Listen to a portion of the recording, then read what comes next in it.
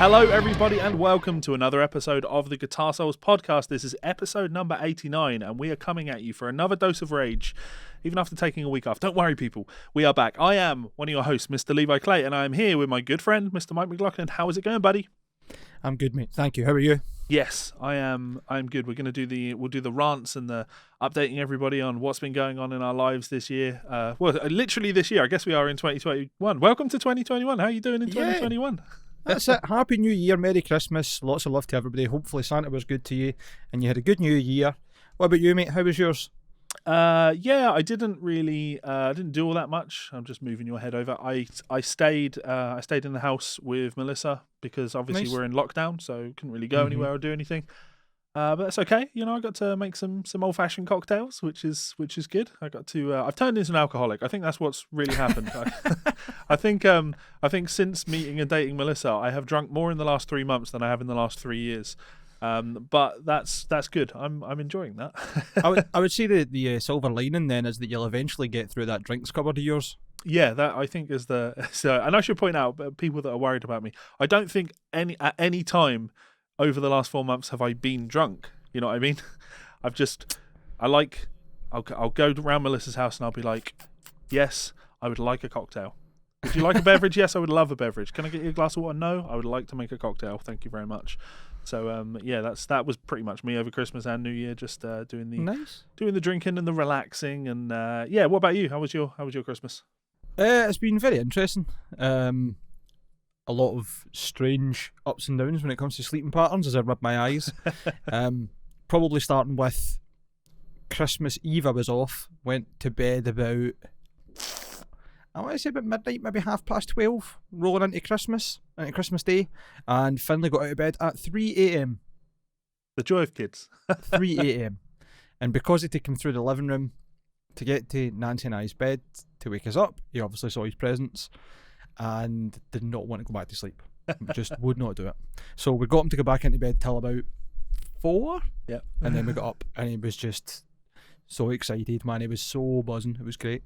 I'm surprised at that point between 3 o'clock and 4 o'clock that he didn't phone Childline, because I'm sure that is some sort of abuse, showing a kid presents and then going, right, now you need to go back in your room. Like I didn't show me anything. I want to call Amnesty International on his behalf just hearing about it. No, wait a minute. You're horribly contextualizing this, you bad man. No. So Nancy and I's bedroom comes off the living room. Sure. Every other room in the house comes off the hall. So in order to get to her bedroom, Finlay had to walk through the living room, which is where Santa left his presents. Yeah. So I didn't do anything. I was still sleeping. He came into bed next day. I thought he would go back to sleep. And then Nancy was like, he's just lying with his eyes open, man, when he got up. But no, I had a good Christmas in that regards. Good New Year as well, quiet. Yeah. The everlasting curse of playing in Party Cannon seems to be coming over us, because everything we've planned for this year, everything we've managed to work through for last year is still causing problems. We were supposed to go to Germany to record. That's not happening. Certainly not anytime soon. If we do that, we then thought, where else could we go? We thought, oh cool, there's a couple of studios down south we could maybe get to. Nah. Obviously with the extended coronavirus guidelines and the border, and even just travelling is not supposed to happen. So we were trying to get something sorted for a studio in Glasgow, which we did manage to get booked, but again, it's not looking very promising. The Party Cannon studio doesn't have any power at the moment. That's been nearly 2 weeks, thanks to some sort of incident outside with the electrics and Scottish Power. I don't know what the scenario was. It was supposed to be back on for last Thursday. So we're still waiting. We've been told it probably won't be until mid next week before it'll be back up, and we're supposed to be recording the drum parts as of next week. So I don't think it's going to happen without postponement, but we're doing our best to get stuff out there. We know that people want to be tortured. We know that nobody wants it, and that's how we have to bring it. Almost like we're dragging coronavirus into 2021 that nobody's asked for. But no, it should work out all right. Yeah. I actually, we didn't really talk Christmas presents. I did get quite a banger of a present. Mike finally decided to return fire. Yeah, some of you may have remembered. Some of you may have remembered from, was it 2 years ago? Last year? It must be 2 years ago. It was in my last year. In the other house. Yeah. That's right. So I surprised Mike with a Rev G3 pedal, and this year Mike faithful shows up to my house with a parcel for me. And well, what can I say? I filmed a little video unboxing it, so here it is. Fun fact, this is the exact same wrapping paper that I use to wrap everything. So go B&M's. Also, it's like wrapping in toilet paper. What have we got here? It's a cardboard box. If there's a fetus in this, I'm not going to be impressed. Oh, is it Gwyneth Paltrow's head? A dead chicken.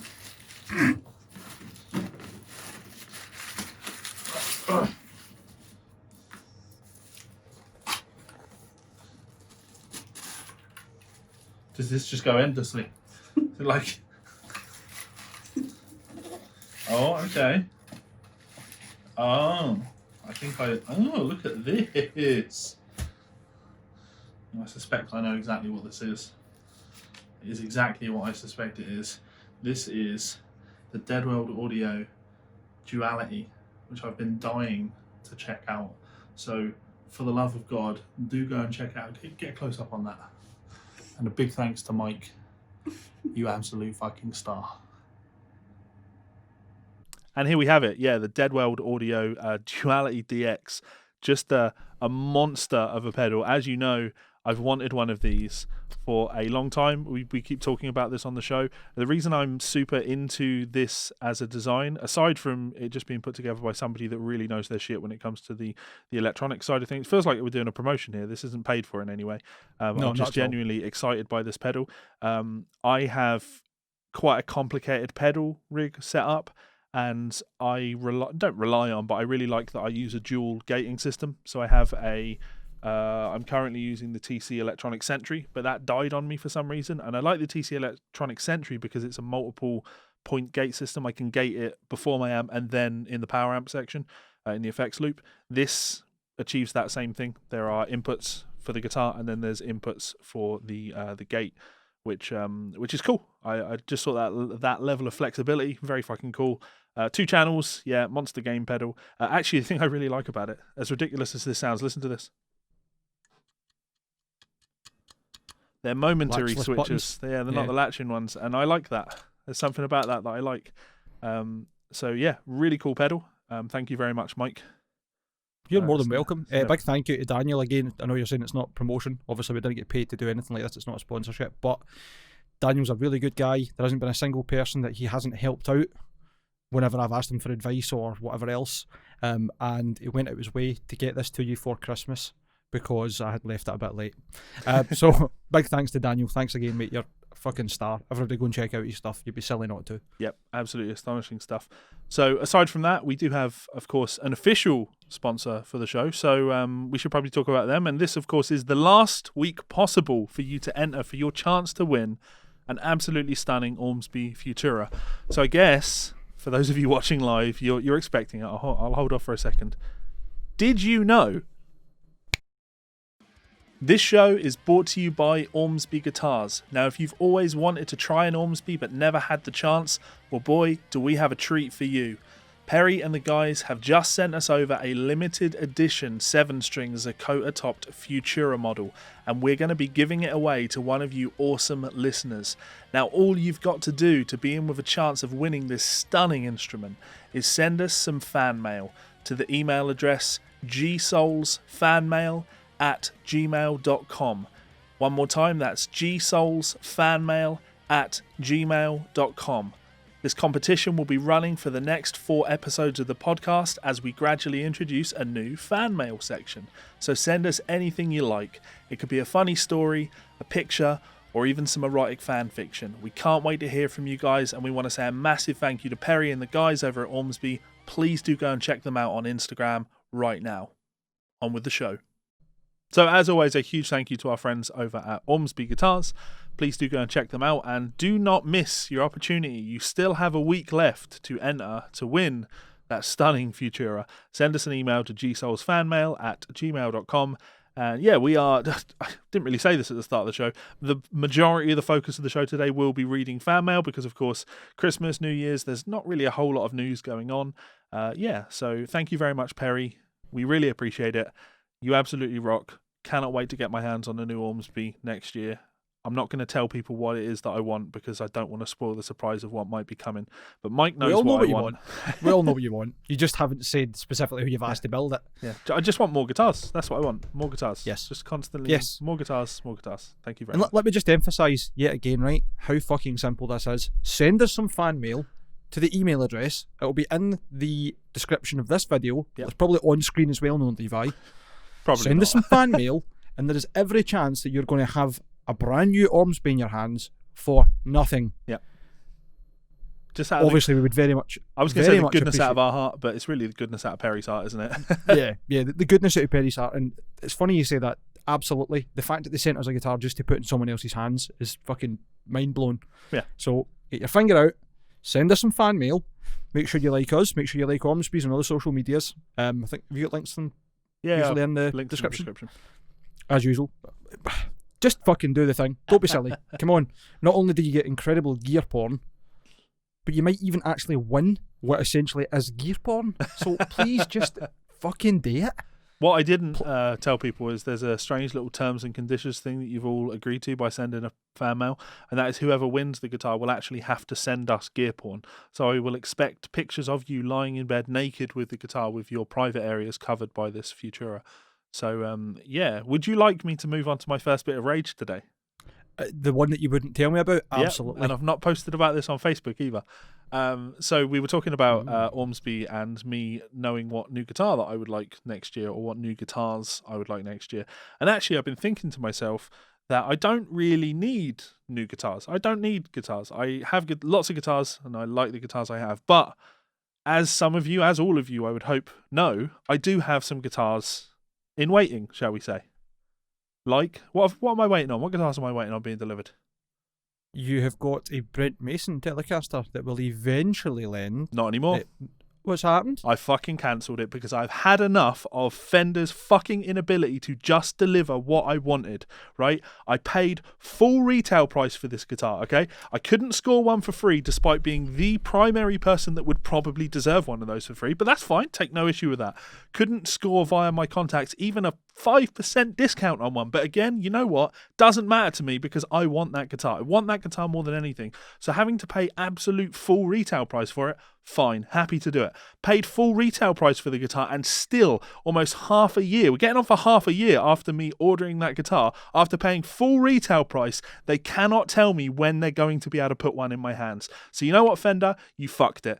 I don't want your fucking guitar. I've got my refund. I will not be receiving the guitar. I will not be promoting the Brent Mason Telecaster. Fuck Fender. I know I've been very positive Fender for a long time now, but this really pissed me off because I really wanted that guitar, and being able to pay full retail price for something and still not be able to get the thing you want is fucking ridiculous. So there you go. You lost the sale. Well done. You look shocked. I am. Yeah.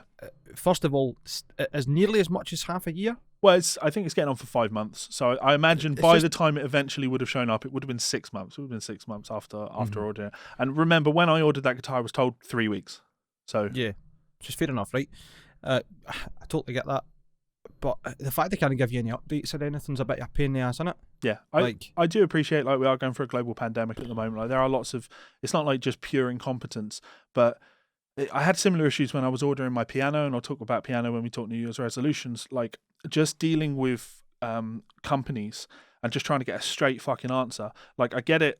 I'm not ranting at Guitar, who I ordered the guitar via, because at the end of the day, it's not really Guitar's fault.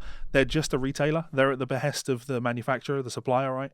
So it's totally out of their control. But at the same time, it's like, just call up the person that's supposed. There's somebody in charge of getting your stock. You should be able to call that person and get an answer as to when this guitar is going to be here.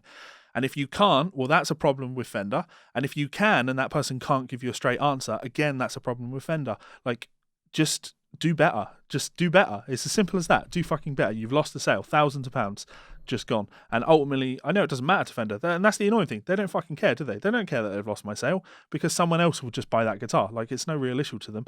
But I hope that someone watching this video now has a slightly more negative opinion of Fender due to your fucking incompetence, because I legitimately really, really, really fucking wanted that guitar. Like, I'm just reaching over here.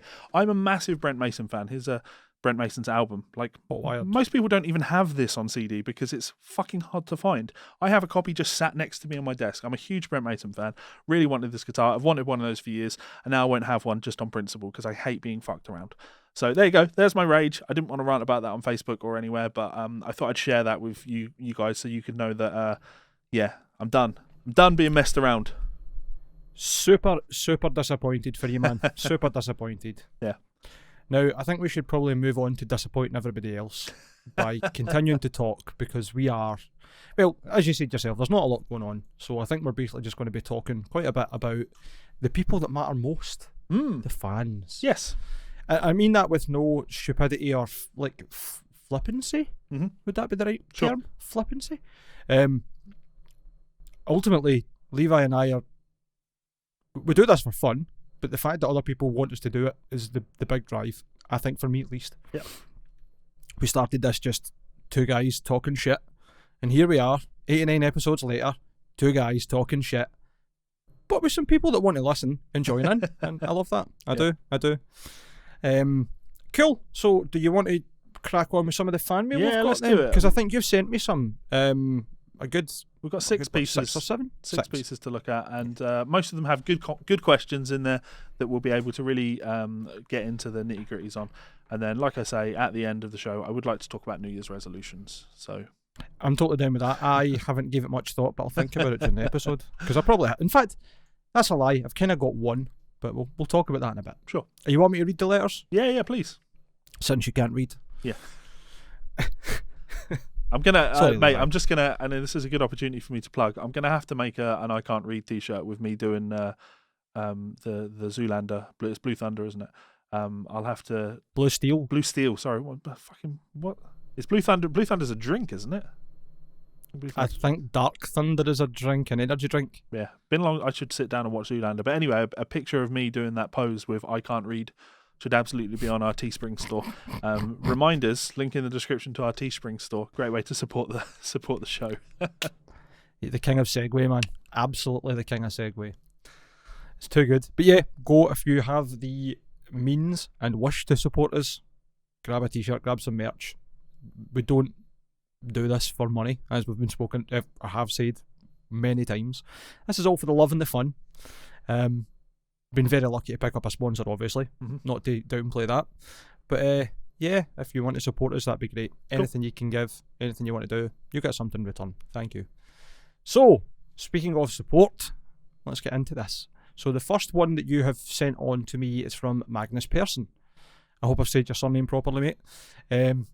I fucking love the show because you guys are fucking nutters. And there's a fellow fucking nutter. That makes me happy. Smiley face. That is fantastic. Thanks very much. I think I'm a nutter. I don't know if I'd say Levi's a nutter. He is. Yeah. Yeah. You get quite upset. They're like, what do you mean I'm no mental? Yeah, I'm totally unhinged. There's some things that I do and I just don't know why I've done these things. I act out of compulsion. I can't be helped. And as some of you will have seen, I just recently uploaded a new Rage Time video, raging about the Instagram things, and that's the nutter coming out. You know, sometimes I just need to let it out. I think it's been a solid year since I did a Rage Time video, but you know, sometimes the nutter has to come out. And I wanted to include that one because while all of the other questions that we've got, all the other things we're going to read out are definitely question based, that doesn't mean that we don't appreciate and read every single bit of fan mail that gets sent to us. So if you want to send us something just telling us we're nutters, that's absolutely fine and we appreciate it. So thank you very much, Magnus. Very much appreciate it. Yes, absolutely. Not only is it incredible content, but it gets you an entry into fucking nearly getting this guitar. Yeah.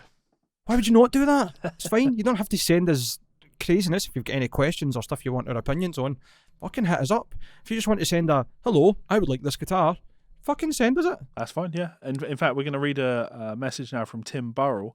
And although Tim has written us a great question, and we're going to talk about it, he has just as much chance of winning that guitar as Magnus does. So which is tremendous. Yeah. So Tim said, "Hi guys, I'm fairly new to guitars and pedals and get a little overwhelmed by the number of pedal brands and products available. Before I go even any further, Tim, I think we all do, but that slight intimidation turns into excitement and curiosity. And the more you get to know about the pedals, the more you get to see, oh, this one does this and this one does that, and they're quite similar, but they're totally different. And you're in for a hell of a ride, my friend. So's your bank account. So, I was literally going to say. So, honestly, man, just become a musician when you're younger and you'll never need drugs. Yeah. You won't have money for them. I'm looking into basic loop and distortion pedals. What brand/product line would you recommend as a quality product that doesn't break the bank? Thanks in advance. Love your podcast, Tim. Thanks very much, Tim. We love you too. You know what? It's been a wee while since I've really looked, but the last brand that I saw who kind of covered all bases at really good price points and still had good quality were Moore. I don't think you could go wrong really having a look at the Moore stuff. I've got, if you're talking about not breaking the bank... No, you keep talking. Because you've got the GE100. It's the multi-effects. That'll give you a bit of everything. I think it's even got a basic looper in that. Their little looper pedals aren't too bad, and they've got a good host of different distortions and preamps. All different voiced ones. There's like a kind of hot-rodded Marshall, there's a Diesel, there's all sorts. And the good thing about that being... Keep talking, I've just got a more on screen, which I'll talk about in a second. Cool. Looper pedals I'm not massively familiar with. I haven't really used them. The industry standard, from what I can tell, generally seems to be with the Boss loopers, isn't it? So for me, sure, the Boss, like the RC systems, they are definitely the popular. But for me, it's all about the TC Electronic Ditto pedal. When it comes to, I'm not sure if you mentioned TC Electronic when I went off to pick this up. No. But I'm a really, really big fan of TC Electronic. I don't have any affiliation with the company. I like what they make because I think they have some really interesting and innovative technological things that they're introducing to things, like with the being able to beam sounds profiles into pedals via your pickups and your phone, which is really quite interesting and cool. I think the Ditto is, pound for pound, the best loop pedal that you can buy on the market because it's super cheap. Like, it's this big, it's tiny, and it just does one thing. It just loops, right? And it's got a good 5 solid minutes of loop. You can undo and you can overdub and you can adjust the volume of the loop that you're recording. It's simple. It doesn't take up a lot of space on your pedal board. It doesn't take a whole lot to be able to master how to use it. And it does what it needs to do. They have more expensive versions of the Ditto. There are like much more complicated versions of it, but the small one is just perfect. And it's my most used pedal on my pedal board aside from my reverb pedal, which is always on. So I'm a big fan of the Ditto Looper. As for funny you say that. Go on. Every time I'm in your house, or have been, because I haven't obviously been in a while, or in the studio rather, and you're playing guitar, you've always got something on your looper that you're playing over, or you're like, I recorded these chords, play some guitar and I'll watch you. Yeah. The looper is just an essential for me, for like development, because I'm into improvisation and playing over chord changes and everything that I play in my mind, there's always a context that it's being played in. You should always be able to hear the thing that you're playing in the context that you're playing in. So having a looper to be able to play the chord changes or the riff or wherever it happens to be makes you a better musician. It makes you a more well-rounded musician because you're hearing the things in that context, but also you have to be considerate of time. You have to be good. You have to improve your rhythm playing skills to be able to lay down loops and stuff. So I think everybody should own a looper. And the Ditto Looper, I think, is Tim talked about not breaking the bank. I think that pedal is one that doesn't break the bank. Mike mentioned the Moore pedals. Here I've got the Moore Mod Factory. This is we reviewed these at Guitar Interactive magazine, and I had to have this one. Not because it's an incredible pedal in terms of the sound, and that's what I'm going to say about Moore. They won't break the bank, but I don't think they make anything that sounds great. This pedal is... Now, let me see. 1, 2, 3, 4, 5, 6, 7, 8, 9, 10, 11. This is 11 different modulation effects. So it contains a stutter, a vibrato, a univibe, an auto wah, a touch wah, an envelope ring modulator, a chorus, a flanger, phaser, envelope phaser, and a tremolo.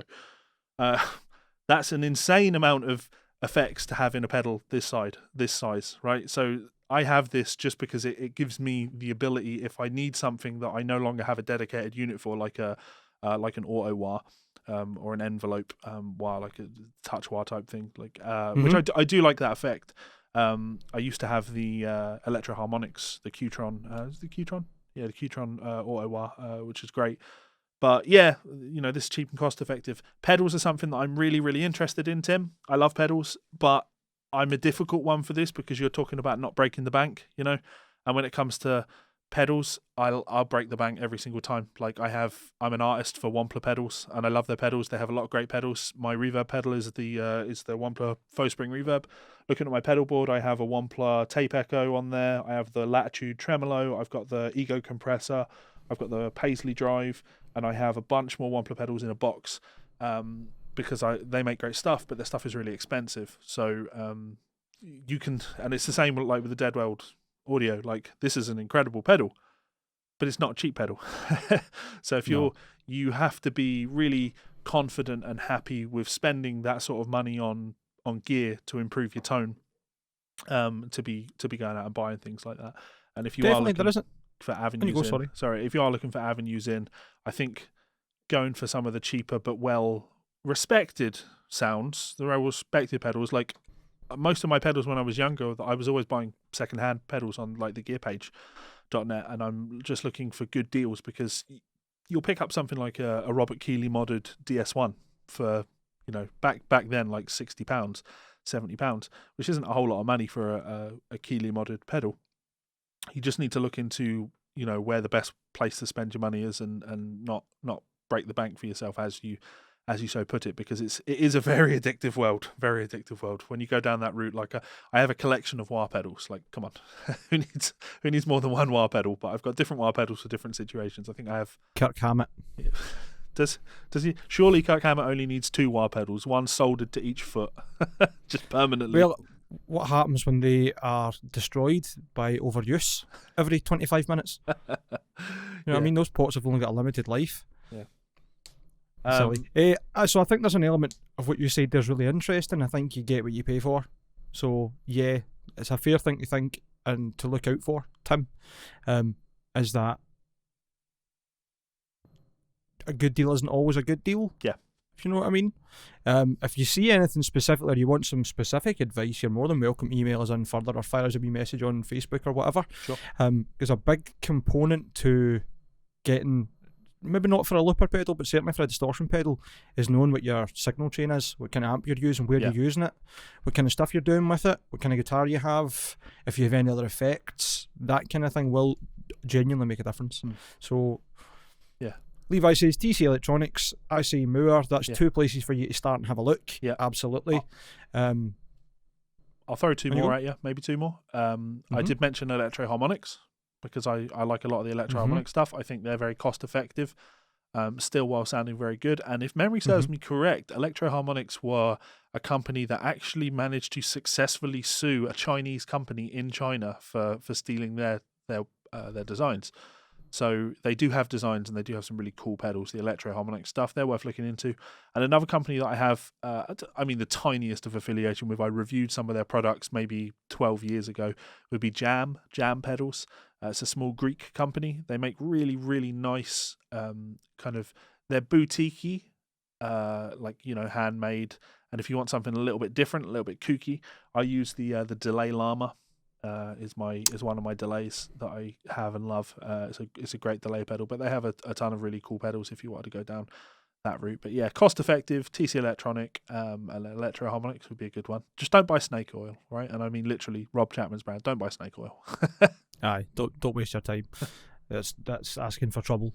And there's a lot of competing brands on the market that look like the same things. Like there's obviously Amoon, and I think Amazon have got their own brand of them now, which is the same thing, and Mosky and CB Sky. They're all these things are bought from AliExpress or Wish, bought from the warehouse and then rebranded to whoever's selling them. Doesn't necessarily mean they're bad, but 4 or 5 companies using exactly the same pedal with a different name on the front of it doesn't inspire me much that there's actually any R&D or anything going on. Just literally buying and selling on.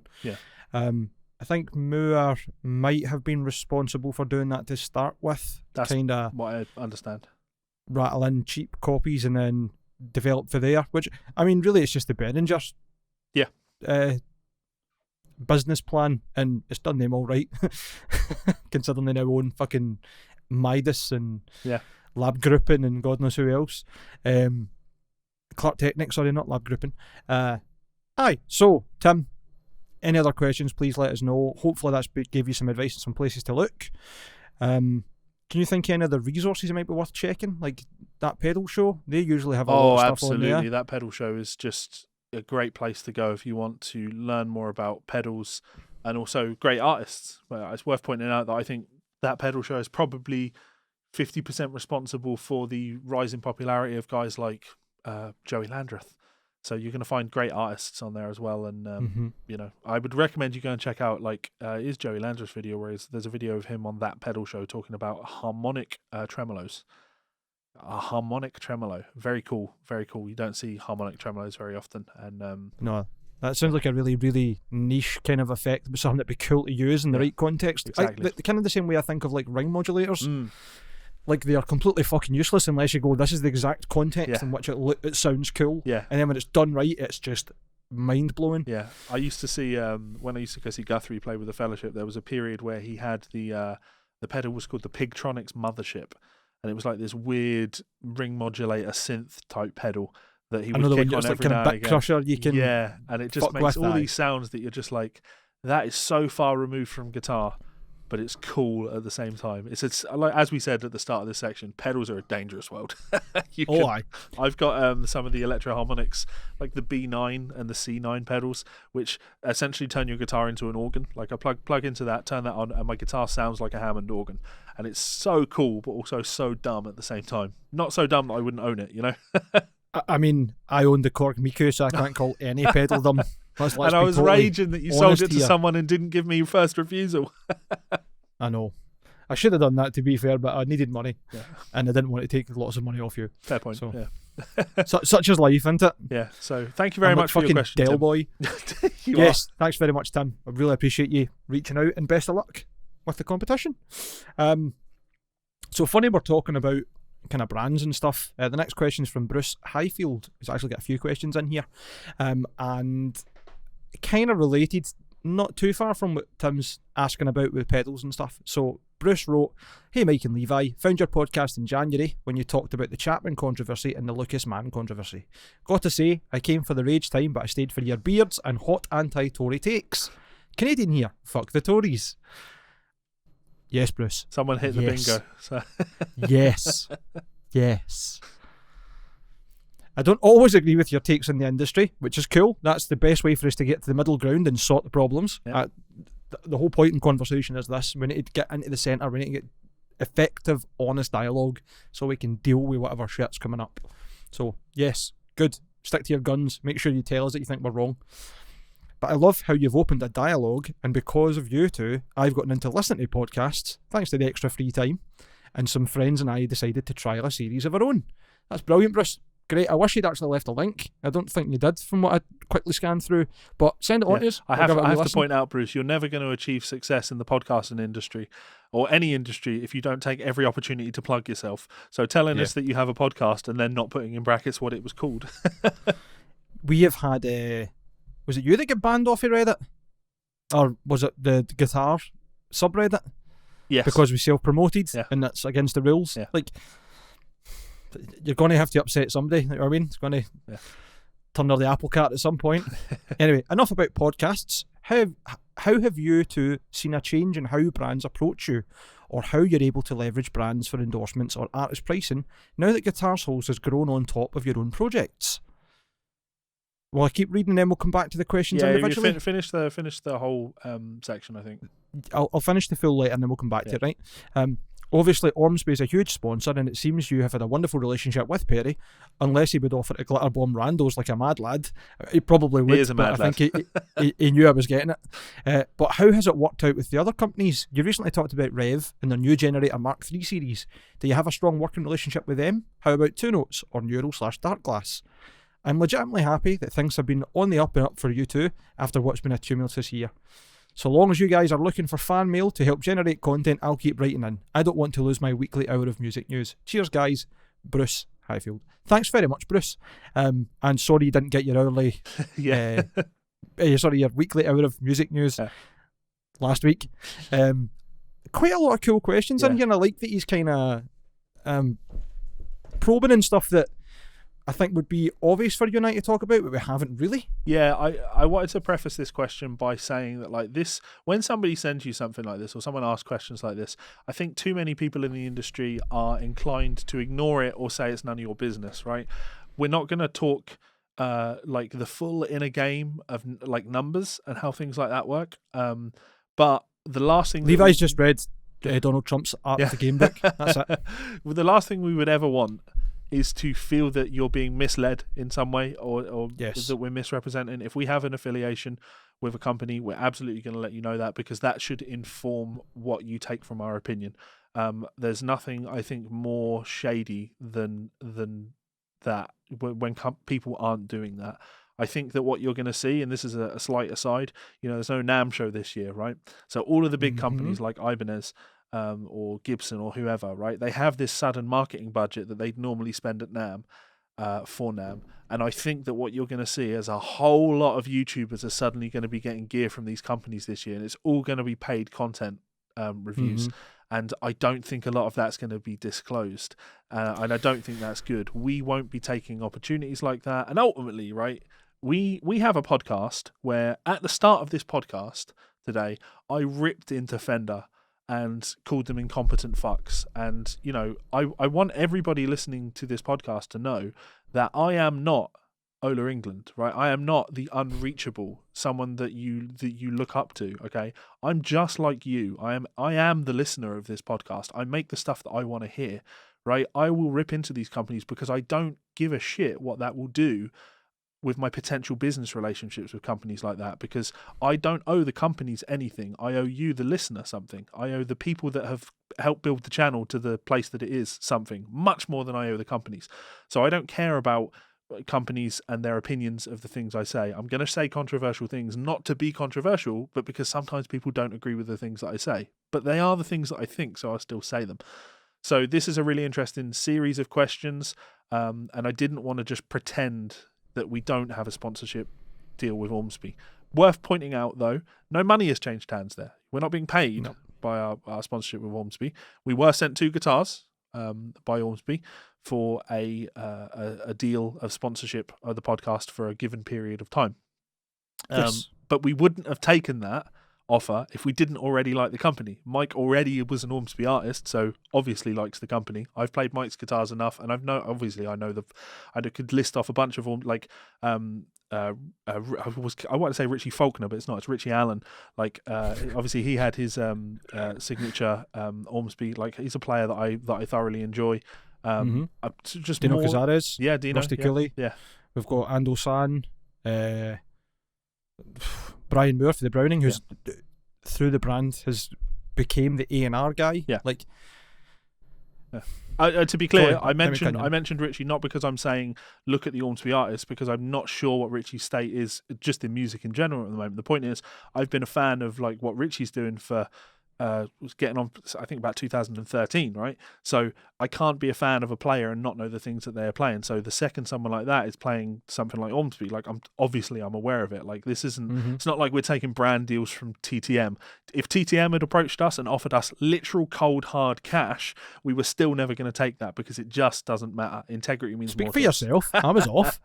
No, you're bang on what you're saying. I think it's really, really important that we are honest with ourselves and with everybody else, and we show integrity. And we speak about this quite a lot, and I've said to you, probably on recording as well as privately, I think the reason you and I are such close best friends is we're permanently honest with each other.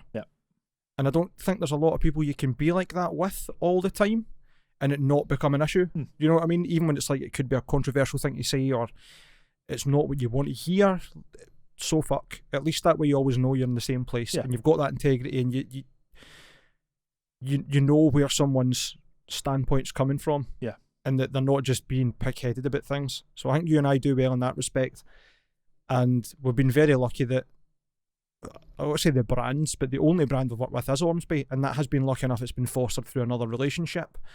I've followed Ormsby guitars, which everybody's heard forever, got lucky enough to get involved with them. They were lucky enough, or we were lucky enough, that when we approached them about sponsorship, because if you want to remember that this only really came about because you and I were talking about it. I was like, I'm going to approach Perry because he seems to be interested in what everybody's doing, even just outside of promoting the Ormsby guitars as endorsees or artists. And sure enough, he was like, aye, sounds good, let's do something. And it's been flawless. And I like that you mentioned, and you were totally transparent there about us getting guitars rather than taking cash, and it being because we like the stuff. I'm not too fussed. I mean, it'd be nice if we could get financial support, but again, I'm not taking it just because it's there. I want us, the same way as they do with the band, and the same way you've always done, is to work with brands that you have the potential of a relationship with, and a brand that you align with in terms of values, and that you like their product sincerely, and you're not just doing something for the sake of boosting your own profile or making money or selfish self-gain. It's got to be a business interaction. Yeah. So it goes back and forth. Anyway, I'm just going to dive in and kind of try and answer Bruce's question a bit better, because I think I was just kind of ranting there on what you'd said, or rambling on. Riffing. Yeah. Oh, riffing's when is that not like crazy singing when you're away? I think when you essentially, if you riff on an idea, it's like where you talk about something. Riffing in music would be when you're playing on an idea. We're riffing on a concept here. Cool, I'm into it. I like it. Right, so Bruce, you had a couple of questions, and I would like to give you a direct answer to all of them. So you were asking how we've seen any change in brands' approaches and how we're able to leverage brands for endorsements and artist pricing. We haven't approached anybody else. No, we don't approach companies. The only brand we approached, and it's because we had a personal relationship with them, was Ormsby. Yeah.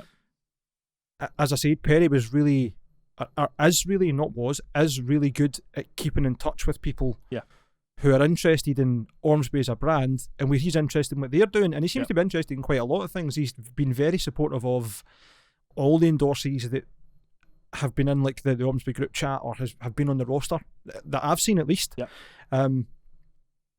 So I think it's really nice to have that support. But no other brands that we talk about have done anything that would win our favour, other than be good guys and have good stuff. Well, we had he did mention Rev, and we do have. I certainly have a closer working relationship with Rev than Mike does. But Derek, who owns Rev, is he likes the stuff that I'm doing. He obviously made the Generator 120 with a custom faceplate with mine and Mike's faces on it, and it says Guitar Souls on it. And I'm in the process of sorting out the way to make this happen. Obviously, going through a divorce made this a real pain in the ass, but I am looking at getting a Rev. I'm just waiting for some updates on products, which I can't reveal any info on, etc. That's it. I'm sure you know where I'm going with that.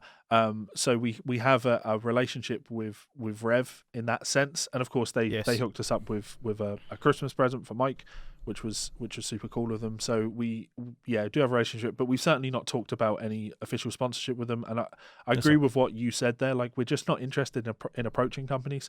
I like the way we do things, and I hate YouTubers that you build an audience out of trust. People watch your content because they trust you, and they stick with you because they think that you're there making content for them. And then when you get big enough, suddenly the advertisers go, you've got an audience we can sell to now, so now we want to pay you money.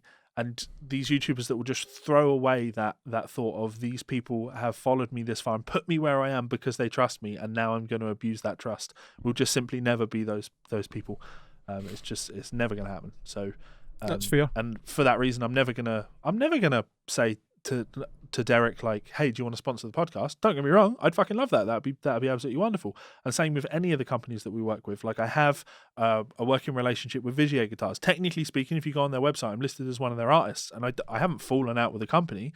You can see my red Excalibur right there. I love that guitar. It's probably my favorite guitar. I have an emotional connection to that guitar. I love Vigier, and they were massively helpful to me in my career. So I do love those guys. I have a working relationship with them. If they wanted to sponsor the podcast, absolutely fantastic. I have a working relationship with Mayonnaise Guitars, and I know guys over at that company, and I love that company. to be honest, when the question that was asked is like, how have you seen a change in how brands approach you, or how you're able to leverage brands for endorsement / artist pricing? Like, inevitably, the bigger an audience becomes, the easier it becomes to secure artist pricing. When I'm generally speaking, when I'm dealing with companies now, I'm not interested in endorsements. I don't need a company to endorse me, because my ego isn't, as ridiculous as this sounds, a man with a YouTube channel, my ego isn't so driven by other companies patting me on the back. I don't care that I'm not on the Mayonnaise website, right? I'm more interested in getting a decent price on something, and then having gear that I like. And in my YouTube videos, I use the gear that I like. I use my Fender, my Fender Telecaster, more than any other guitar in my YouTube videos, right? And I've just ripped into Fender for being useless bastards at the start of this podcast, right? I will only ever use the gear that I like. It's as simple as that. I think, pretty much. Like, it would be like buying a car you don't like just because you get a good price on it. Yeah. Why would you want to not get something that you actually want? And maybe spend a little extra. Case in point being the fact you did actually go out and order the Brent Mason Telecaster with no discount. Yeah. And it's not to blow your trumpet or whatever, but you had good argument, certainly good reason, when you contacted them, or when you were reaching out to try and contact them, where they should have gave you some sort of deal. And I don't mean that in any blowing smoke up your arse way, but as far as business relationships go, in terms of not endorsement, but like here's a good working relationship. I get something from you and you get something from me. Yeah. They'd have got a lot of exposure already, considering you've been doing the Brent Mason solos. Or hey guys, I'm about to put out a new book. I would really like it if I had your guitar. That's not a word. I would really like it if I had your guitar on the cover of that. Oh yeah, I'm gonna sell 10,000 copies of it this year. Like, that's what I mean. It's obvious. Just myopic of them not to see the bigger picture, but giant brand. Yeah. At the end of the day. So I think ironically we have kind of spoke about how we don't want to use influence to take any brands on, or to speak about artist pricing, and then spoke about how you kind of did want to, but they wouldn't play ball. But I think ultimately what that proves is you ordered the guitar. Had there not been a massive delay, you would have had it. And you'd have paid the full price for it, and you'd have been happy to do that, because I've seen you do it with other stuff. Yeah. And also, more importantly, like, it needs to be pointed out that yes, I still did pay full retail price for that guitar, and yes, I'm not going to have that guitar, right? And I'm pissed off about that, and I ripped into the company for that. But I'm not going to hang my Fender guitar up and stop using it because of that, right? I still like that guitar. So yes. That I think that's the important thing with this. And I think ultimately the problem with what we do, or certainly the way I deal with this stuff and the way I carry myself online, that's a really difficult thing for brands to be on board with. They don't like that. They want you to play their guitars, and they want you to sign a contract saying that you will exclusively play their guitars. No other guitars will be seen in your video. And to me, I'm not in a position to be telling them how to run their businesses, but I don't think that that's the best way to do things. I just don't. I think looking at someone like, I'm a terrible example, but let's go with someone like Joe Bonamassa, right? Looking at someone like Joe Bonamassa, who can just play whatever he wants. The fact that there was a period where he was playing an Ernie Ball, he was actually playing a John Petrucci guitar for some of the John Henry stuff when he's tuned to C, really? Right? Yeah. Like, to me, that's the biggest endorsement that guitar can have, other than the fact that John Petrucci plays it. But, you know, Joe's playing that guitar because he's choosing to play that guitar. He's not contractually obliged to play that guitar. And that means so much more than, like, I know artists, right, that have brand deals with companies, and guys that have signed deals this year, and I've spoken to them about it. They're not happy about signing the deal. They'd rather be playing other things, but it's more lucrative for them to just be pictured with these guitars for the next 3 years. And I get it, like, business is business, and guys got to pay bills, etc. I don't begrudge them that, but that isn't what I want to do, and I don't think that the company in the first place should be pushing them into that position, you know. So as I always say, fucking play what you like. And this year might actually, again, I've been saying this for like 3 years now, this year might be the year I get an Ibanez. I don't know. If I find the right one, I'll absolutely take it, because that's cool. I have a great working relationship with Ibanez. Like, I was talking to one of my guys over at Ibanez just a couple of days ago. about the upcoming guitars this year. People think that the Ibanez catalog is out. It's not. That's just something that the German team put together of the things that have been announced so far. There's a lot more guitars coming out later in the year. There's some stuff coming out around April time, and there's what I was described to me as a very controversial guitar is being released, and they want to send me one over for review. I like that. I like that I have that working relationship with them, and I absolutely know that if I go through the Ibanez catalog and find something that I like, they'll send me it, right? But I don't take advantage of that. And yeah, again, the brands, they're not crazy about that approach. They just want you hook you up. I don't. So. Yeah, like fuck that. Like sign you up. I mean, not hook you up. Well, but you know what? I think the overarching message is that you and I don't want to jump into relationships with brands just for the sake of it. Yeah. As you said, we play what we like. I'm very lucky that I'm endorsed by Ormsby, and I love playing Ormsby guitars. I've got rid of most of my other guitars, actually, apart from a few. And if I wanted the other guitars, I would go and buy them, and I would play them. There's no doubt about that. I'd probably have a conversation with Perry if I wanted to play them live, because I wouldn't do that. I think that'd be a really bad move for our relationship. Yeah. I think it'd be much better if I had the conversation with Perry and the guys, if there was anything changed, but I mean, not there is at the moment, just hypothetically. But maybe that's something else to consider as well. Like, people don't really always take these relationships seriously. It's more like what can I get and what are you giving me? And rather than it being, as we say, it's all about music business, and that's two separate parts. It's about the music, and then you also need the business side as well. And a big part of business, whether you want to admit it or not, is relationships. Yeah. It's networking. It's managing expectations. It's meeting deadlines. It's just being a person of your word. Yep. And I think that might be something that gets in the way for people. Yeah. Honestly, because they might not consider it. Sorry, we'll move on to the I'm just going to turn my... Oh, I wanted to turn and reveal the Ormsby, but it's hanging up there. Half hidden. Yeah, so it's here, but it's slightly off shot. I think that, like... The Broliath? They're just ridiculous guitar. I think that I genuinely think, maybe I'm wrong on this, I genuinely think, because I know how Perry's dealing with things, and I know the idea of, like, if one of his artists just decided they were going to start playing other things, that absolutely would be a problem. So really, I fly in the face of everything that Perry, the way Perry wants to do things. But I genuinely feel that me holding that Goliath and saying I fucking love this guitar means so much more to an audience than somebody picking up their Ormsby and saying I fucking love this guitar. And every guitar they own is an Ormsby, and deep down inside you know that they're saying that because they're not allowed to say that they love anything else. I love that guitar. It's a fucking killer guitar, and that's a reason you should go and check them out. Not because I'm being paid to tell you to go and check it out. It's just a great guitar. So thank you very much. That was Bruce. Was that Bruce? Yeah, thank you very much, Bruce. There was another couple of wee bits he mentioned, obviously talking about Rev. As Levi said, he's got quite a close working relationship. Other than chatting away with Kyle and once or twice Derek, I don't really have any professional relationship with them either. But I fucking love the G3. It was really good of them to sort me out. And I've used it extensively in the last 2 years for touring.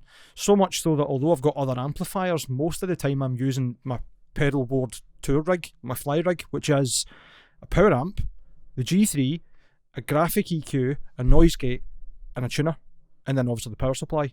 Like, I've, without sounding fucking check me humble brag, like that's been to quite a lot of different countries with me, and it's served me well. Yeah. Every time. Consistent, good sound, plenty of options for EQ. I don't even really need the graphic EQ, if I'm totally honest. I use that more as a boost, and a kind of, not a tightener, but kind of, it's good to adjust to different cabs and stuff. It just gives you a bit more control. If you've got a cab that's farting the arse off itself, you can cut the bass a bit and whatever else. It just gives you that wee bit more control. That's just how I do it. And then the third thing that Bruce asked, just to finish off, was he was asking about 2 Notes and Euro/Dark Glass. Yeah. I don't really have any affiliation with them. I know you've got a couple of 2 Notes pieces of equipment, or certainly you've got the Torpedo. I've got the Torpedo, yeah. Again, that's more of an affiliation via Rev, because Derek works for 2 Notes. So and also now, like Jason Wilding, he also works for 2 Notes, who was a long-time Wampler guy, but he's now over at 2 Notes. So ultimately, when it comes to these things, like it's a lot of it is who you know. Like, if you know somebody at the company and they think fondly of you, then you do all right. I don't know anybody that works at Neural DSP. I'm sure I could probably get to know someone over there via like Jack Gardner, but because I love their products, like I legitimately do love love the stuff that they're doing. But yeah, no, I don't have a relationship with anyone over there. There's a bunch of companies like that. I'd love to have more of a working relationship with companies like TuneTrack, because I use a lot of their stuff. Big fan of the stuff that they do. Is there any more companies that I'd love? It's all digital stuff, right? So yeah, I'd be more interested in working with instructional video companies. Like I'm trying to get a hookup at Homespun Media that do loads of really cool bluegrass instructional stuff, because I'd love to talk about stuff like that on my channel. But those guys are so old-fashioned that they can't see a good thing when it gets presented to them. So we'll call that a difference of opinions. Just very quickly before we move on, sure. We're talking about, or the question was about neural. Did you know that Kieran's getting some neural stuff? I didn't know. He's getting a quad cortex. That's dickhead. Yeah, well, no, but that's a wonderful example of a smart business thing. Like putting that. Well, yep. Is that, actually, I'm not sure about that. It's going to be seen by a lot of people, but then I don't think Kieran really sells gear, does he? Like he's not going. You should go and buy this thing. And but I think that's the beauty of it. Kieran doesn't. Oh, it's product placement. I mean, it is product placement, right? So if he does something with it, which I assume he will, then it'll have to be disclosed as such. Yeah. But Kieran's not the same kind of content creator that's like those pedal guys or whatever. It's not like, or that pedal show, sorry. It's not like going really deep into it. But what Kieran is pretty good at doing is giving you a good idea of what someone in a bedroom who is interested and competent can get from these things. And maybe I'm biased because obviously he's my brother and I love him and I love his stuff. But I think for somebody who's had no real formal training in any sort of audio engineering, Kieran gets a good fucking sound. Yeah. And he does pretty well at building his own pads and effects for his songs and whatever else. Yeah. So I think there'll be something interesting will come from it. I do. And I think that's a great advertising tool for them, and obviously great networking for Kieran. The other thing is I think he's going to use that because he can actually use 4 inputs at once on it. Sure. Did you know this? Yeah. With 4 completely separate signal chains. That for a touring band. And obviously Kieran wants to be touring the K-Max stuff next year. Just turn up and rather than a fucking rack of Kempers and stuff, like, oh, there's this floorboard, just plug it in. So we've got an additional, what you're saying is we have an additional way into neural now. So if we could exploit that. Kieran, if you could get on that, please, soon as you've had my bass for like a year now, we'll call it like a when he gets the quad cortex, apparently it's going to have his name in the bottom, like inscribed. I'm just going to scrub it with a permanent marker and write mines over it. Anyway, like we've been rambling on, we're actually an hour already and we've still got three full viewer letters or emails rather. Come on, blast through them. Yes, sorry Bruce, that was a very long and convoluted way of saying we are happy with our sponsors, we don't really chase any other sponsors. We would work with other people if they approached us or if there was a good reason to. But at the moment, we've done pretty well, probably more than I would have expected, and really good.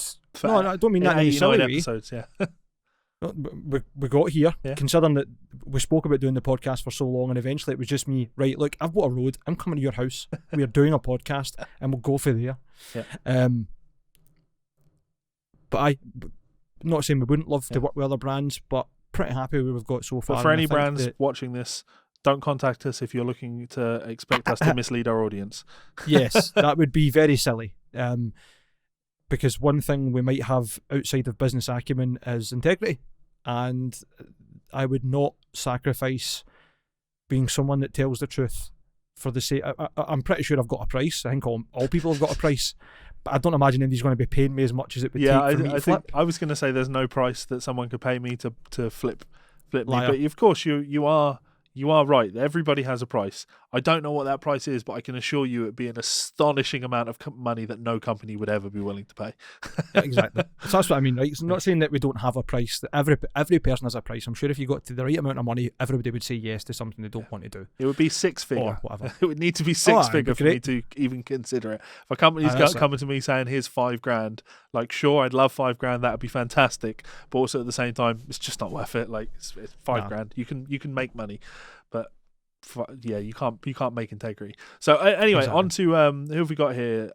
Sean McBride. Yes, Sean McBride, which sounds like a localer by a wee he is, there. So hello Levi and all right Mike. just want to say, all right, mates, from the other side of the M8, happening, bro. For the fan mail, I just want to ask, if someone came up to you and handed you a guitar, told you to get up on stage in front of a few thousand people and play an album front to back as perfect as you could, what would that album be? For me, it would probably be Group Therapy by Dope, the guys Rob Flynn had a breakdown about earlier this year or whenever it was. I've been watching the channel since before the podcast, love everything you do, everything you both do, and thank you so much for the entertainment, especially this year because COVID has just been a cunt for everyone. From a silent member of the community. Thanks very much, Sean. Yeah, that's great. So I'll answer it while you think about it, because we're going fast now, right? Right. The answer to this is, Sean, the answer to this is simple and easy, right? I don't want to break my back. There are a bunch of albums that if I really put in the work, I could probably get up and do a reasonable rendition of. But I'm going to go with something that I know that I would be able to consistently play a wonderful rendition of from start to finish, probably with about half an hour. Well, no, actually, because that's too hard. I would probably pick Conspiracy of One by The Offspring. I think I could confidently get up and play Conspiracy of One without any real trouble. You've opens up with Come Out Swinging, I'm sure is the first track on there, but of course it's got Original Prankster on there, Vultures is on there. There's a bunch of songs on there that are all pretty fucking easy to play, and I played them a lot when I was a kid. I think that it's a combination of two things, very easy, but also I'd have a really good time doing it. I don't want to give you a pretentious answer like, well, I'd get up and I'd play Master of Puppets, because I've never learned all of Master of Puppets, the album. I don't know why I always use Master of Puppets as an example, but you know what I mean, like a complicated album where I'm just showing off like what I'm capable of doing. No, that's not who I am as a person. I'm a lazy individual. I want to get up and play the easiest thing humanly possible. Offspring's Conspiracy of One. Thank you very much. Next question. No, what about you? You kind of put me on the spot because I was going to say Master of Puppets, you bastard. For not pretentious wanker. No, falling into what you've said there, right? Not because I think, oh, that would impress people. Sure. But because Metallica are probably the band that, outside of Megadeth, that I have jammed the most. And you know that I've got quite a good memory for remembering riffs and stuff. Yeah. I would think if there was any album that I could get up now and just be put, you need to play the album, and as it comes on I would work out what I need to play. I think I would remember that quite well because the amount of times I played it, and also your musical ability. Like that's who you are as a player. You're very good with memory of things. You're very good at hearing things and immediately being able to play them, etc. And you play technically demanding music, so your technique level is always pretty fucking polished. Whereas I am rough as a badger's ass. The idea of me being able to play Master of Puppets would take some serious months of workout to get my playing and long-term stamina to just be able to pick those motherfuckers. It would take a while. So, but let's just be fair. That's just contextually what I play. Like if I decided I was going to play a country album, there's probably a lot of them that you could get by no bother. Yeah. But I would need to study. Sure. So I'm just thinking genuinely, what's an answer that is something I probably could play the majority of without having to really be like, fuck, I'm lost. And it's just the familiarity of the music, I think, that would do it for me. Yeah. Just because it's been so long I've played it. So thanks very much for that, Sean. I think that would be me. I haven't actually heard that Dope album. I'm sure my brother used to listen to Dope. But we'll go and have a wee listen. I'll check that out after the show. So thanks very much, mate.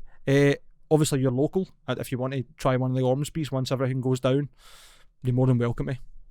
Sweet. So let's move on. So next is Sorab Ahari. I believe, I'm really sorry if I say your name wrong. I'm nearly as bad at reading as Levi. I'm just more confident in it.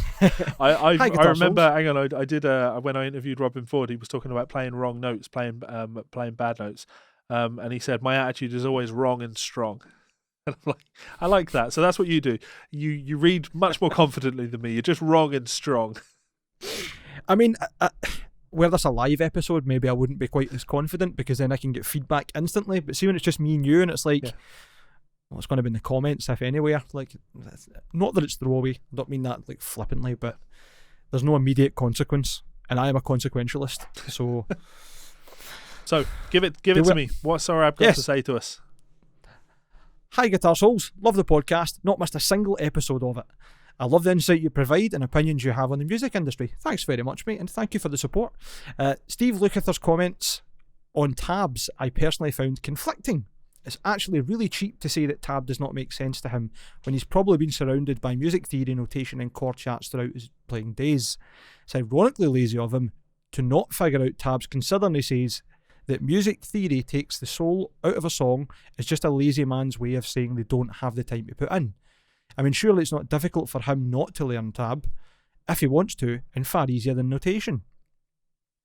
As someone who's in a band and heavily involved with writing this band's album, I write, record and make note of the music, both tab and music notation, and send a demo of the arrangements along with it. I always see it as notation shows the pattern and the flow of the music, the tab tells you where to place the fingers on the fretboard, and listening to the track gives the vibe and tunes the listener's ear to the track. I do all of this, and some of the band members cannot read tab, let alone notation. I put a lot of effort into this process as someone who's not a pro musician, but it's a skill I don't want to lose, and I'm learning new things too.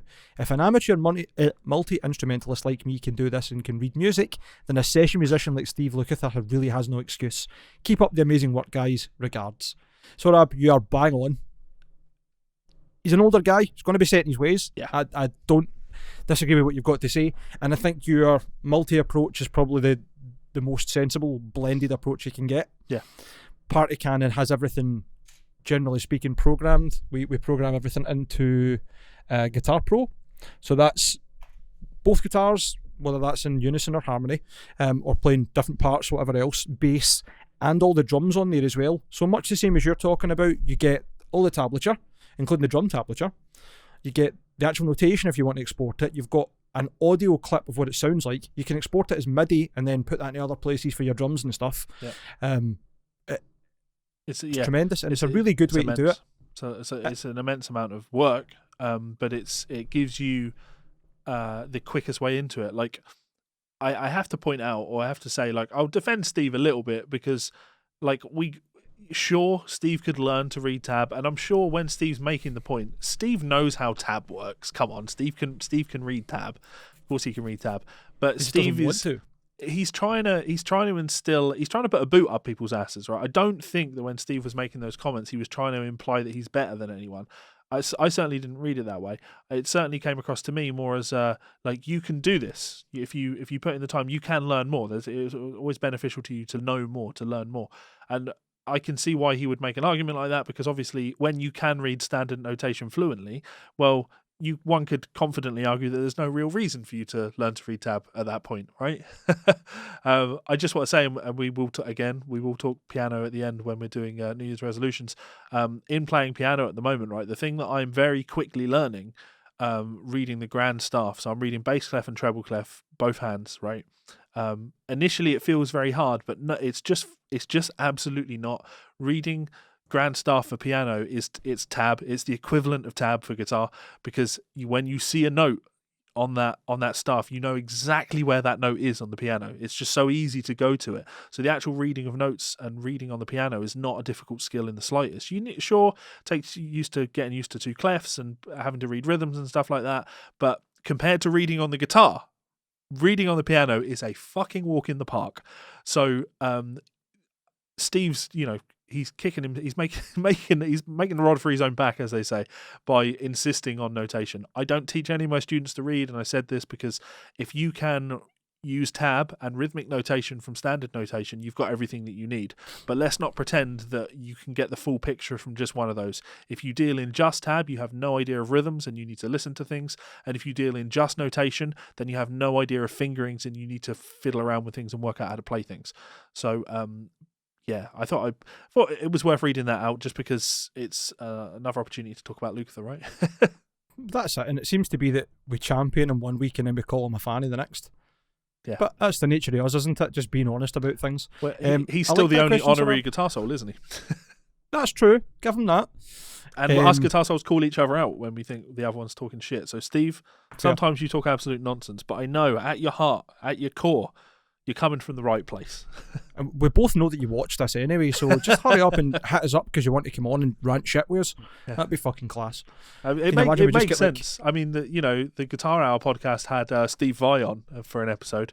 So if they can get Steve Vai, why can't we get Steve Lukather? I just think if we could get a panel of like you and I and a couple of other musicians who just tell the truth about things, like that they're just unafraid to just blurt it out, I think we would have a really interesting conversation going on. Yeah. I think it'd be probably a square go at the end of it, but Sorab, I think you've got the right idea. Levi and I have both agreed with you in the sense that if you can have all three, as in you've got something to listen to, you've got the tab, and you've got the notation, you really can't go wrong. It covers all the bases, at least as a guitarist. For sheet music for guitar, as Levi said, you don't have to worry about fingering and position changes and shapes. If you've got tab, it just tells you where to be. Yeah. Also, I often think about this with standard notation, right? I play guitar in multiple tunings. I play guitar in standard tuning a lot. I play guitar in open E. I play guitar in open G. I play guitar in DADGAD. I'm often putting my guitar in different tunings and fucking around, right? If I have a piece that's in open E and you give me standard notation for it, get fucked. Like, there's not a chance in hell of me being able to read that thing. You could kind of get round it if you notated the thing as though the guitar was in standard tuning. So you'd just be putting your fingers where they would be if the notes were in standard tuning, but then you'd still need to make sure that you're using the correct fingerings because your strings are tuned differently. So again, standard notation is just not designed for guitar, but again, for piano, it's essentially the tab of piano. That sounds good, and it's obviously a wee hint towards what you're talking about with your New Year's resolution that's coming. So anyway, we'll segue straight on and get to the last piece of information. The last piece of correspondence we got, and this is from Marcus Jawando. Again, if I said your name wrong, I'm really sorry. Please correct me. Tell me I'm a fucking idiot. Hey guys, big fan of the podcast. I was wondering how often you guys look at the fretboard when playing guitar, especially when playing technical passages. I am registered blind, unable to see the fretboard, so I often put bits of tape on the back of the neck where the fret markers are, so I have a tactile indication of where I am in the neck, but more recently I've just been trying to rely on muscle memory and position shifts. Thanks guys, looking forward to the next podcast. TTM for life. Thanks Marcus. Thanks for reaching out, mate. I think it's going to be such an individual thing as to when you look at the fretboard. I do it all the time. Yeah. I consciously, unconsciously, I don't know if I'm being totally honest, but I definitely find myself at times looking at the fretboard and other times playing by feel and doing what you say, just trying to find for muscle memory. The tape trick is old school and obviously works. I don't know how many times I saw it. Like when I was younger, I didn't know what it was. And I always wondered. And it was only after a few years, I think I asked someone who had been a guitar tech, and that was what they said. It's the whole point is it gives you an idea where the 3rd, 5th, 7th, 9th, 12th frets are, blah, blah, blah. So you can always kind of find where you are on the neck without looking. It's very clever. It's totally effective and works. Sure. I don't think I can give a definitive answer, but it's definitely often. And in that regard, I think it must be infinitely harder for you when you're learning guitar to not be able to look. Yep. And if you're saying you're registered blind, I don't know if that means you're fully blind or if you have sight problems. But he certainly I can said imagine he's that, unable to see the fretboard. So yeah, so I think that would probably make it very complicated for yourself. And kudos to you for sticking with it and just learning, because obviously a lot of the teaching aids when it comes to guitar is visual. We have a few fans of the show actually that are registered blind. I know Chris Smart is always sending me content and suggestions via Twitter, and it's always very much appreciated. So thank you for that, Chris. I have another student of who listens to the show that again is registered blind, and I have to say that I think I don't want to put words in your mouth, but I can certainly say from my perspective, I look at the neck a lot when I'm playing, but I'm doing it out of comfort. You know what I mean? It's like, what else am I going to do with my eyes? So I just look down out of habit, but I don't think that I really need to. But I guess it depends the types of music that you're playing. I am doing position shifts, but they're certainly not, I'm very rarely am I having to jump from fret 1 to fret 10. If I need to make a jump like that, I'm obviously going to want to look at it.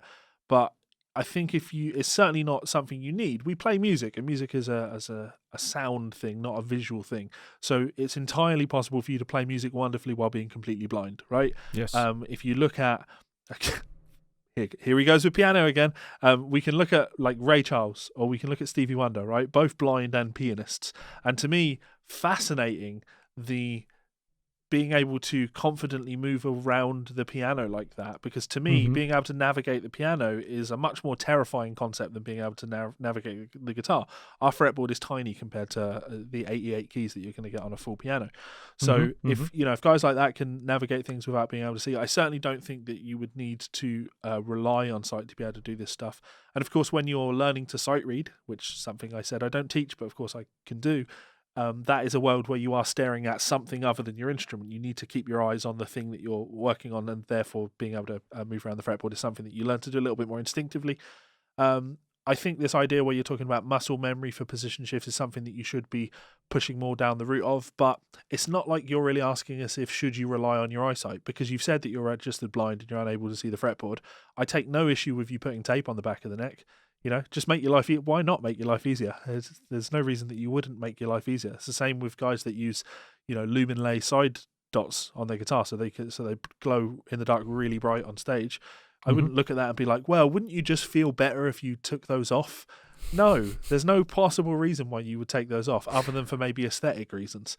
I have most of the Mayonnaise guitars that I have. In fact, all of the Mayonnaise guitars that I have no fret markers on, right? I hate guitars without fret markers on.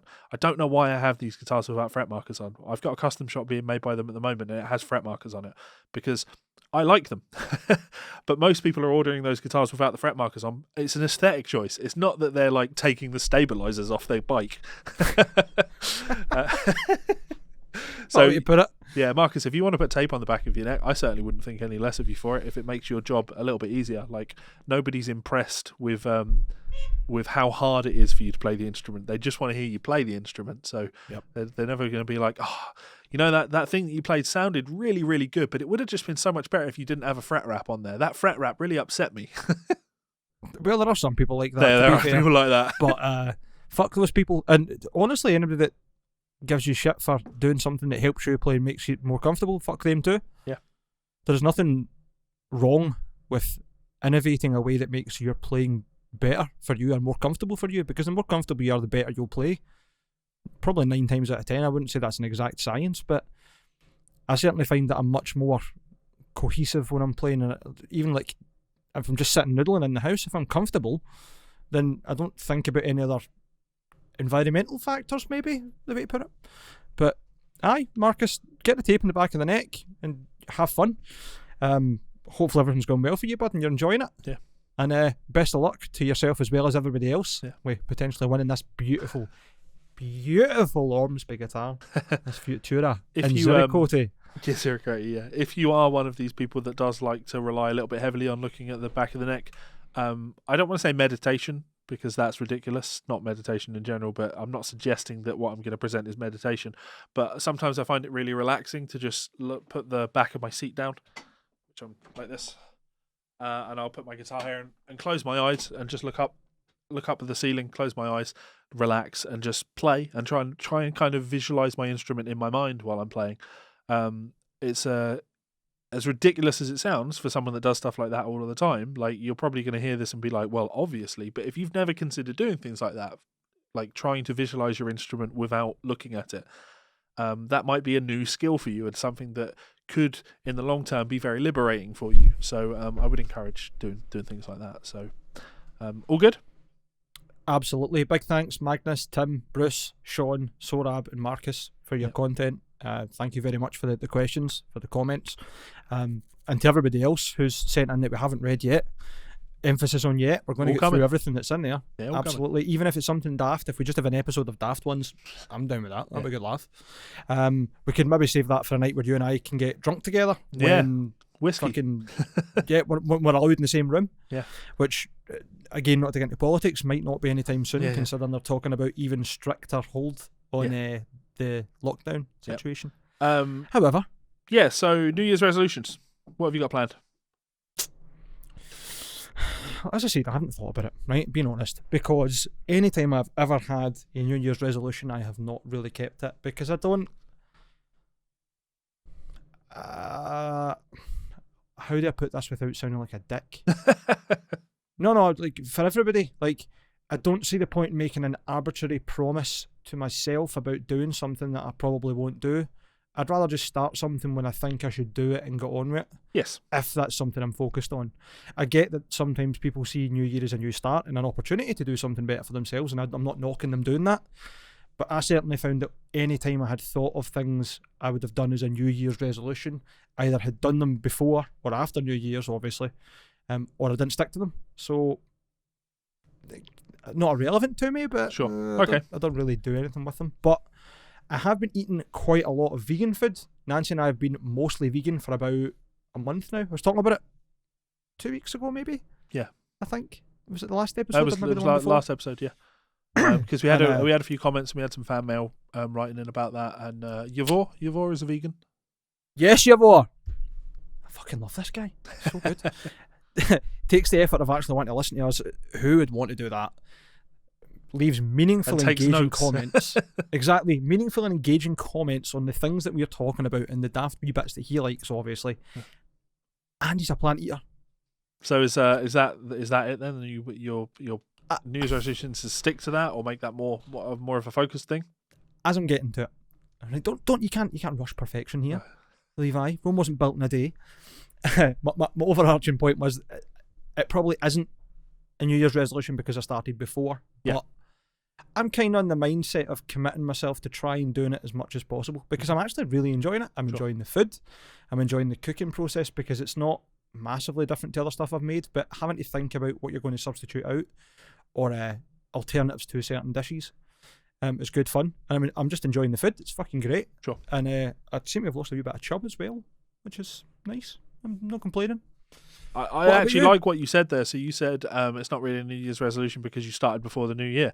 Well, actually, I think that makes it a more promising New Year's resolution because, as I keep hinting at, my New Year's resolution is piano. I'm taking piano seriously. Now, all right, I appreciate last year my New Year's resolution was drums. I'll take drums seriously. I want to practice drums every day. And I did good on that, and I got maybe 4 months in, but then I got really fucking busy with work. And I just let it slip a little bit. Now the passion isn't there. You've still been playing the drums though. Yeah, sure. I'm a much better drummer than I was 2 years ago. I'm still not where I'd like to be, but of course the beauty of music is like it's an ever evolving thing, and you're constantly learning. But the point is, I joined up to Playground Sessions, which is a piano tutorial type thing, and I like it because I'm treating it like a video game. I've got my piano here. I've got a keyboard in front of me. I can log into the app on my computer and I can play along and do all the exercise that I need to do, and it's tracking how long I'm practicing, etc. And this is good. It motivates me to move forward with it. So I'm a fan of that. I'm going to be doing a review of the website. The website itself isn't the best. There's definitely a lot I can criticize about it, but still, it is motivating me to practice, which is good. But the point I was making is that I started this before the new year. And because of that, it's less of a big deal when the new year rolls around. It's not new year, new me. It's new year, and I'm going to continue on doing the thing that I'm doing. I'm having a improvement. Great time with it, like a really, really great time with it. I'm good. I haven't sent you a picture, but actually on New Year's Eve, we were doing a shelving unit in the dining room. So I've got a full wall shelving unit that I have books all over now, and I was painting it on New Year's. So I have decent amount of storage now, and I still need a lot of music books. So I'm wanting to buy a lot of music books to fill that up. And what I really want is a bunch of piano books that I can just read from and have fun with and practice from. But when it comes to like playing music on the piano, there's only actually really one thing that interests me. Believe it or not, I don't want to be a jazz improviser on the piano, and I don't want to be a country pianist or a rock pianist, anything like that, right? And Blues? No. Classical? Essentially, but modern classical, right? Video game music. Okay. You know what I mean? Like, this is something that will have influenced you, me, and I would imagine a significant portion of our audience. I'm sure we can all think back to video games that have incredible soundtracks. When it comes Undertale, not that you would know. There is a piano book for Undertale, and I am considering adding it to my collection. So, all right. You need to play the game again and listen to the audio first. Yeah, there are a bunch of them right there, and I think obviously people always jump to Matsu's scores for the Final Fantasy games because they are absolutely excellent, and you can get piano books for all of those. But this is where my final rage for the episode comes in, mate. There are so many great video game series out there that could easily have incredible books of piano music, like the Mega Man games or Street Fighter. Or like you could literally just have a Mega Drive collection of like Sonic music or whatever just arranged for piano, and none of these things exist. What stopped you? This is your niche? No. So Haley said the same to me. I'm a transcriber. To do that, you'd need to be an arranger. You would need to be able to play the piano to a high standard, and then to work out arrangements of how the music would fit as a pianist. And so you're thinking more about it's the layering rather than the instrumentation? Yeah, and how it would actually be executed by a great pianist. There just aren't any. There's a couple of video game music books, and And I should be clear for anyone that's writing in and linking to all of these digital scores that you can download. There are people out there that do great renditions of these tunes. Like there's a wonderful rendition of the Shield Knight theme from Shovel Knight, which I'd love to learn. And I actually have the score for it saved on my computer. You would have, wouldn't you? Someone's arranged it. They've played it on YouTube, and then you can download the score they've got it up for free download, or other people will do it and then they license those transcriptions or arrangements, and you can purchase them via websites where the original composer is getting most of the money for it, which again, I love the concept. It's brilliant, and it's a nice sort of sub-community of the music scene where revenue is being generated and interest is being generated, but I don't want a digital score, and I don't want to print things out. I want a book to fill up my bookshelf. So that's my rage. Just wanting some great piano books of video game music. I cannot believe, actually speechless, that there is not a Street Fighter 2 piano collection book. It makes no sense to me because every single piece of music in Street Fighter 2 is great. It's funny, right? So the minute you mentioned video game music, you mentioned Street Fighter twice, and the first thing that came into my brain when you mentioned video game music is Guile's theme. Yeah. And I was just humming that in my head before you even started. Yeah. It's too good, man. Yeah. And Smooth McGroove's a cappella version. Yeah. You heard that? Yeah. Long time since I've watched his channel, actually. He's the man that you should be collaborating with, and the two of you should write a book with all this music in it. Because he's good with the layering. That's where things become really complicated, though, because you could write all of these, but then it just becomes a nightmare to license it, to print it. Yeah. And to be honest, I don't want to do any work. I literally just want to be able to go somewhere, add it to my cart and buy it, and have it sit on my shelf that I'll never be able to play. I've got some Final Fantasy books coming, and I've listened to the arrangements of people playing this music. Mate, there's not a fucking hope in hell I'll be able to play any of the stuff in these books, right? But I just want these books on my shelf because I am a pretentious wanker. I have a nice big library, and I want it to be full of nice books. I want to be able to sit down, not at the piano, literally just in my armchair and look through these books and read along with the music and understand, because I'm a pretentious arty wanker. So I'm raging about this. I wish there were more. I wish I could find more. I wish I could source these books, but there just aren't, and that makes me very sad. Do you not have any books like that then? Anything that's like, because obviously you're big in Disney and stuff as well. You could get lots of Disney arrangements, but they're less. Have you got any of them? No, I've got a few Disney things. I bought some musical books as well, like the Book of Mormon one, which was one that I'd absolutely have to have. I've got the Wicked one.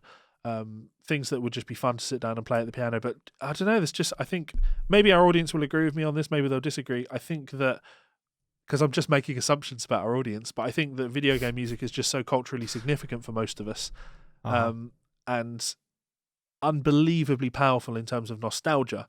There would be music that I could play from a game that you've not even thought about for 15 years, and you'd hear the music and you'd just be like, what is that? I know that. And I could play like Streets of Rage. There's a game that I thoroughly enjoy. If I started playing an arrangement of the first stage on Streets of Rage on the piano, you're gonna know what it is, and that's really cool to me. That's really cool to me. So that stuff really appeals to me, and I'd love to be able to do more of that. So that's really cool. That's really cool.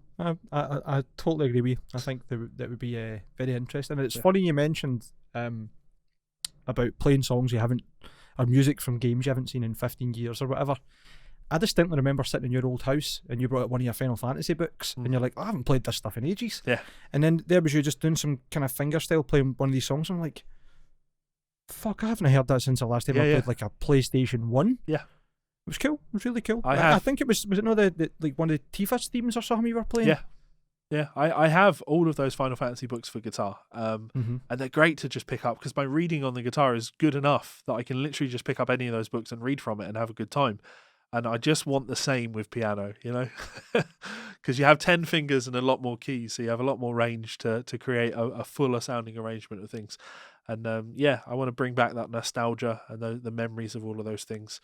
So annoyingly, the Final Fantasy books are most of them actually are really fucking hard to get. You can get like the old piano book for Final Fantasy 4 or whatever, and you'll import it from Japan. You'll pay £120 for it. It's just like, because it's been out of print for 20 years or whatever, and these stuff, they're still high in demand. People still want these things. People will still buy these things. But yeah, I'm all for that. But £100 odd? No. Yeah. Fuck that. Just as a very final note, if anyone wants to have a laugh, on my Facebook page, somebody has taken a few of the Party Cannon albums and done some fucking daft things over the top of them.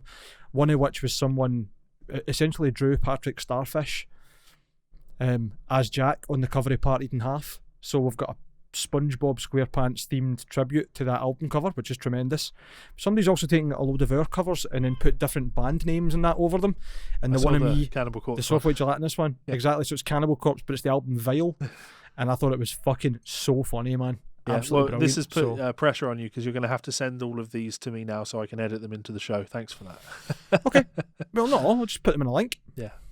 So, yes, thank you very much for listening to the show, guys. Please do send us some fan mail to GsolesFanMail@gmail.com because you could be in the chance of winning something incredible. In fact, did you know? This show has been brought to you by our friends over at Ormsby Guitars. We want to thank Perry and the guys for their ongoing support and remind you all to head on over to their Instagram page and their website to check out more information on the upcoming pre-orders of the RC1 and the Goliath Run 14 models. Stunning guitars for an incredible price. If that's not an option for you right now, well, we're still giving away our limited edition Zakota-topped 7-string Futura model. All you need to do to be in with a chance of winning this incredible instrument is send us some fan mail. Send us some fan mail to GsolesFanMail@gmail.com. One more time, that's GsolesFanMail@gmail.com. This is an incredible opportunity, guys, and we will post this guitar to one of our fans anywhere in the world. And of course, there will be some other wonderful prizes that we'll be giving away to some runners-up. Good luck, and we'll see you for another episode soon. Laters. So again, please do get your entries in to win that incredible guitar from Ormsby. You've got a week left. We will be doing the drawing of it next episode, and we cannot wait to send this guitar out to one of you guys because I want to say you all deserve it. Of course you all deserve it, but someone is going to get it. It won't be one of us, unfortunately, but you absolutely, someone out there is going to get it, and you deserve it. So if that's you, I hope you enjoy it. Thank you very much to Perry and the guys for supporting the show, and thank you very much for doing such an incredibly generous thing, Perry, because as we said, or as Mike made the point earlier, it would have been so easy for Perry, if he wanted to do a giveaway, to just do a giveaway to his audience. You know, he's giving away a guitar and getting, sure, they're getting promo out of it, but nowhere near as effective as just giving one away on their own Instagram page. You know, so this is an incredibly generous thing for Perry to have done, and a selfless thing for, well, not completely selfless. There is benefit for him, but nowhere near as much as what he could have done. He's trying to help us out, and he's trying to help you guys out. So Perry's a good guy. Go and check out Ormsby Guitars. They're awesome. We love them very dearly, and we hope that you love them as much as we do. And as we say, one of you is definitely going to get this guitar and is going to love them probably more than anyone else on the face of the earth. So that's awesome. Any closing messages for our listeners, Mike? Just the usual. Thanks very much for being beautiful people and looking after us and just being the best, just being the best. Thanks a lot for the stuff we got in. I'm looking forward to reading more yet again, and more importantly, as Levi just said, I'm looking very much more forward to giving this guitar to someone, to literally being like, yes, here's a name out the hat, here is your guitar, let us get it to you. It's so easy for you to say though, because you will just get to enjoy it happening, whereas I've got to literally sit down with a pen and paper and write down many hundreds of emails. Write all the email addresses out on bits of paper and rip them up and put them in a bloody hat. It's going to take me forever. But I mean, we could probably find some sort of way to do it on a website or whatever. I'm pretty sure there'll be like a random number generator on the internet that we can use. I would hate for anyone to think that it was anything less than completely fair. So I'm more than happy to do it. It's I'll probably video me doing it just so people can experience my pain. Well, I'll come and help as long as everyone's all right. Yeah. Everything's going to be fine. So Thank you very much, guys. Please do check out our Teespring link in the description. Go and check out Ormsby Guitars. And Mike, until next time. See you later. What a fucking bang to 2021. It's a new year, and that's how he signs the show off. Cunt.